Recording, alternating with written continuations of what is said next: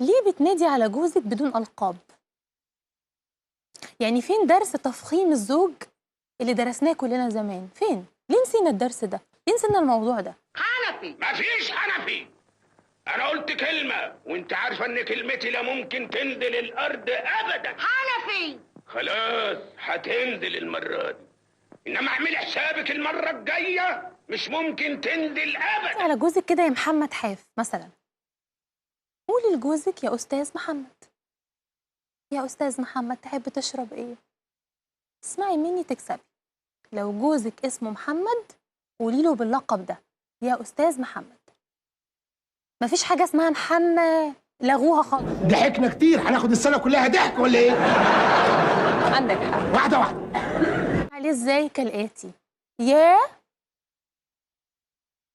نطلع بياء النداء أستاذ للتفخيم، محمد للتنعيم الشتوي. وهذا البيت قصد منه الشاعر النخوة والرجولة، يعني بيت مليان معاني نبيله كان مصر الشاعر يعرضها للشباب. خدت بالكم؟ عارفة تتكلمي مناخيرك؟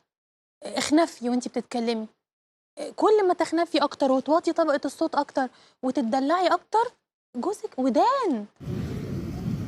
خد يا ابعان.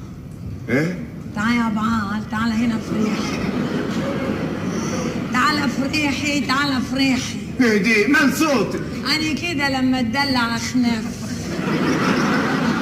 أخنف. تعال فريحي، خد الكوبرتي. انت حلوه من غير خنفان.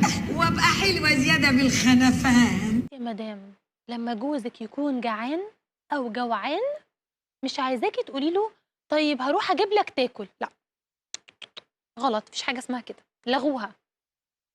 مفيش حاجة اسمها اجيب لك تاكل وخلاص، لا، مش بطة هو بنأكلها، لا، كده انتي مش مهتمة بتفاصيله، مش فاهمة هو محتاج ايه او بطنه عايزة ايه.